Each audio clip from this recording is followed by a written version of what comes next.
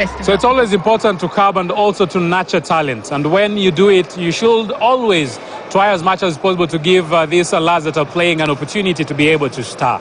And that is exactly what is happening here today, because we have the Starling Summit Cup 2023 edition, one which has attracted over 20 teams that have come here to compete. And not just to compete, they are going for the top prize. The question is, will that become a reality? Some of the results that we've been able to have so far, MAU played with Strikers, and in this game it's MMU that won 46 against 28. We also had the Wolfpack playing against the Panthers. Again, this was a seesaw affair, and the Panthers won it 46-41. And then we also had another game on the cards, Blades. They were playing against the Titans.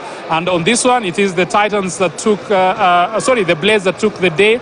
The final score in favor of the Blades being 47-37. Allow me to talk to one person that has played a critical role just to make sure that this event becomes what it is. And they're saying we're just starting because a lot needs to be done. A lot can be done. I'm talking to Bonajob, one person who's critical here. Nyeleze, how are you and how has everything been so far? Everything has been good so far. We started yesterday with the preliminary games, which actually went well. The teams were in high spirits. Today we're in day 2. Again, knockout stages where Mbichi and Mbivu, whoever wins here now will proceed to the semi-finals tomorrow, and maybe the finals the same again tomorrow.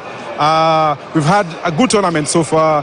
We have got young players. This country has talent. What we've seen, guys, with boys with highlights, and the crowds, those guys were cheering. We have young players who've come in, 16-year-olds, 19-year-olds who have come out, and then some of them are in the universities, meaning that we have talent in this country that needs to be nurtured, given a platform, given a space, and even given opportunity to be able to express themselves. And that's what we are doing as Starling Sports, hoping that the whole issue here is to give a platform to the coaches. There are national team coaches here. There are team coaches from the Premier League teams that are here, clubs that are here, who are also scouting for that young talent, so that we have an injection of new blood in the teams each and every year, and even the national team, so that we don't have a 35 or a 45-year-old team playing all, but at least you can have a 45 and a 19-year-old in a national team. And that's all we are about Summit Cup. And to date, we've decided to go younger. We've decided to take the game to the younger generation, so at least they can enjoy and also just find out what is it that is there. One of the things that I heard also you mentioned is that some of these young players are never motivated. They're never given something. They win a trophy and that's all. For us, what we've decided that the team that wins here at least will get a token, and that token is not going to the institution. It will go to the players, so that the players get the money, the coaches get the money, so the next time they can also get motivated. And of course, our hope is that in future partners will come on board, the cash prize will increase, they get new jerseys, they get shoes, because that's also something that is missing in this some of these teams, and even to expand it to levels whereby we have international teams. We can bring in Uganda, Rwanda, and even South Sudan next year to participate in this tournament. So we're hoping that this will be a big tournament, and a tournament, not just a big tournament in terms of participation, but also in cash prize. And also the journalists, we are grateful for those who've come to cover. We're doing a good job. At least even before you start office, we've seen at least there's new blood in, and they're willing to help us to take this game to the next level. Now, let's talk about the teams that are participating, because some of the teams actually have experience in the leagues, and that is from the bottom division to the up division, and it's a mix. Like talking about these KPL ladies, we've seen them dominate the game in the country. We've also seen some other teams that are here that have also dominated the national league for quite a number of years. Having a mix of these experienced players and also the mix of these amateur players that want to get that experience, how critical is this for the purposes solely of building this sport in this country? Again, as I said, one thing is that you cannot play young players alone. You always play younger players and at least the mature players. So one of the things that has happened is that to date, there's a mix.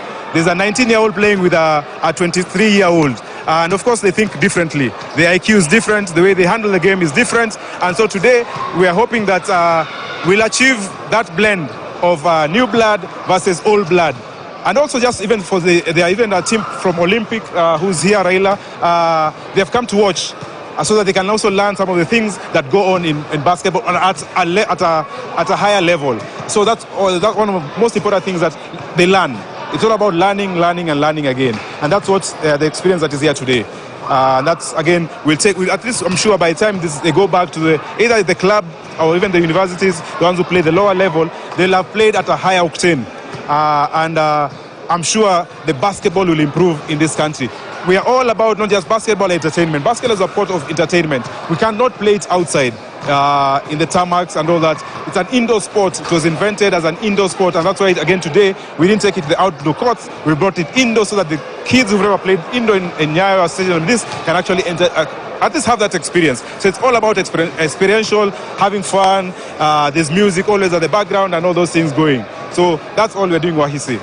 You talked about partners and different corporates maybe that can come and support these initiatives. Do we have enough? Do you need more? Can we do a better job while thinking about the partners that we have in making some of these dreams become reality? Definitely, we need more. We have not gotten enough. Even to put up this tournament today, we've gotten not some of the partners have come in kind. But individuals, we've gotten individuals, and allow me to mention one of our best supporters is a PS of housing, Mr. Charles Hinga, who's put in also something so that the players enjoy. We had a ladies tournament here a while back, and he gave a cash, and even the ladies, actually, that was the highest prize money given in Kenya in basketball, about 300,000 shillings. So definitely, yes, Wahisi, we need more partners to come in, not just in kind, but also tokens and money which can be accounted for. Because, again, one of the things that is missing in sports is accountability. And to us, we're about Sterling is that, say, you give me 10 shillings, I account for the 10 shillings. If I give a player 9 shillings, and I can tell you that 1 shilling went to pay the gym and all that. So definitely we have, and we have guys like Coca-Cola who've refreshed us. We have even KTN alone who's just come to broadcast. That's a start, because we'll be playing here in the darkness, but you see, you're taking us out there in the light so the guys can see what is happening. So enough is never enough. And even just develop this team and the players alone, it needs injection. It needs injection in terms of cash. It needs injection in terms of the facility. This is an old facility done in 1985, I can remember. The floor needs an upgrade. The changing rooms need an upgrade. And those are some of, see, if you get well-wishers to put in, this gymnasium needs new lights in terms of this older system, which is a halogen. We need LEDs so that also the games can be played at night, so that entertainment happens at night.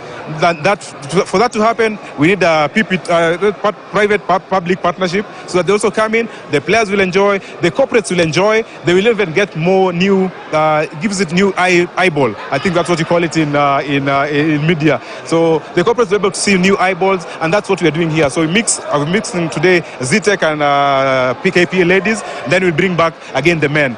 There's a mix-up, so it means that women have to watch, the men also have to watch, and that's all we are doing at Summit. Thank you very much. I know we will continue with this conversation. I'll be talking to some of the other guys that have made this become a reality, because we have plenty of some excitement here. And they're saying it's all in the spirit of building the sports. I can see actually the game that will be played next. Those are Zetech ladies, actually not a number of players there. And also KPA is also here. They will be squaring up. Their tie will start in the next 5 minutes. So we'll be here to tell you how that will be able to fare. But at this particular time, allow us to pay some bills. We take a short commercial break, but when we come back, this conversation gathers pace, and we have a candid conversation with the players and also other stakeholders that have tried as much as possible to make this Action 2023 edition of the Summit Sports Cup become a reality. But first, let's pay the bills.